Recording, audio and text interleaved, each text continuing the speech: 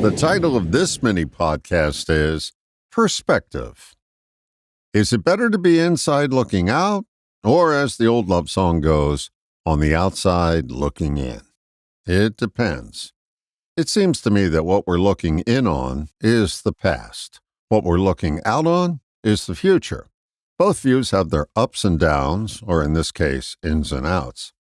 Wanting what you had when it's no longer available is the downside of looking in. The upside of looking in is discovering and adjusting patterns of behavior that got you on the outside in the first place. Looking out on a brighter future is the hope that keeps you going. That's the upside of looking out.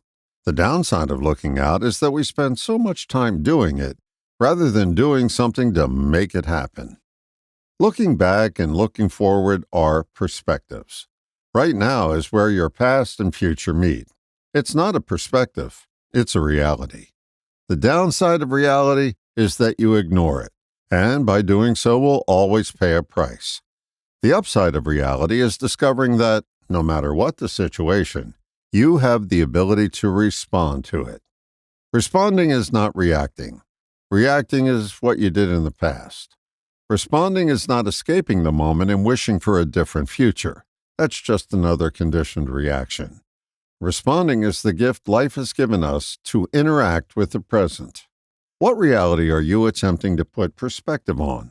That has the same success rate of trying to put lipstick on a mousse.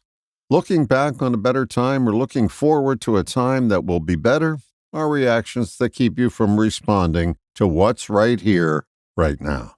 Reminds me of a story. Years ago, I was in Kentucky to do a seminar.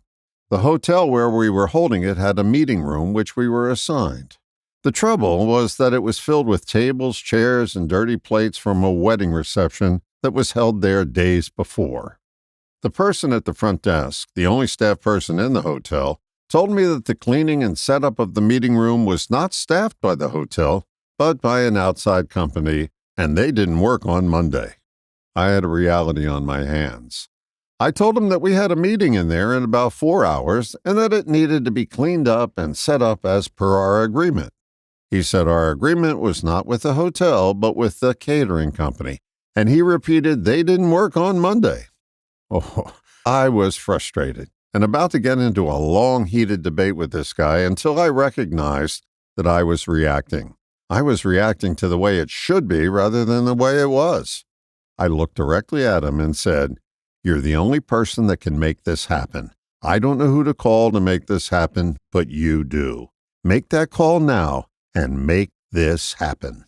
A half hour later, 2 people were on site to clean up and set up the room.